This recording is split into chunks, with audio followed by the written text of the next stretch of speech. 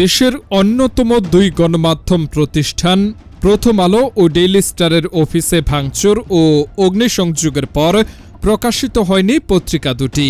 বন্ধ আছে তাদের অনলাইন সংস্করণও। শুক্রবার সকালে পাঠকের প্রতি শিরোনামে একটি লেখায় প্রথম আলো জানিয়েছে, বিগত রাতে তাদের কার্যালয় ব্যাপক হামলা, ভাঙচুর ও অগ্নিসংযোগের শিকার হওয়ায় এর স্বাভাবিক কার্যক্রম চালিয়ে যাওয়া সম্ভব হয়নি। আর তাই আজ প্রথম আলো ছাপা পত্রিকা প্রকাশ করা যায়নি। পাঠকদের কাছে এর জন্য আমরা আন্তরিক দুঃখ প্রকাশ করছি। যতটা দ্রুত সম্ভব ক্ষতিগ্রস্ত কারিগরি ব্যবস্থা পুনরুদ্ধার করে প্রথম আলোর অনলাইন ও পত্রিকার প্রকাশ শুরু করা হবে। এ বিষয়ে আমরা পাঠকদের সহযোগিতা প্রার্থনা করছি। একই ধরনের একটি বিজ্ঞপ্তি দিয়েছে দ্য ডেইলি স্টারও।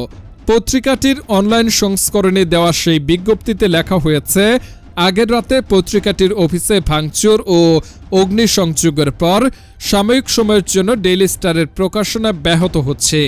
অনলাইন সার্ভিস পুনরায় শুরু করার আগ পর্যন্ত পাঠকদের প্রতি দুঃখ প্রকাশ করে ধৈর্য ধরার আহ্বান জানানো হয়েছে বিজ্ঞপ্তিতে।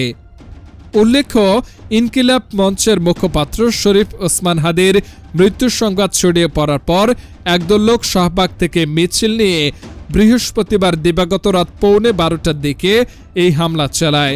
শুরুতে প্রথম আলো অফিসে অগ্নিসংযোগের পরে ডেইলি স্টারে হামলা চালানো হয়। পরে রাতে ঘটনাস্থলে যায় সেনাবাহিনী। তারা বিক্ষোভকারীদের বুঝিয়ে সরিয়ে দেওয়ার চেষ্টা করেন। এ সময় বিজিবি সদস্যদের দেখা যায়। রাত 2:45টার দিকে সম্পাদক পরিষদের সভাপতি ও নিউ এজ পত্রিকার সম্পাদক নুরুল কবির হামলার প্রতিবাদ জানাতে ডেইলি স্টার ভবনের সামনে যান। এ সময় একদল লোকের তোপের মুখে পড়েন তিনি। পরে সেনাবাহিনী তাকে সরিয়ে নেন।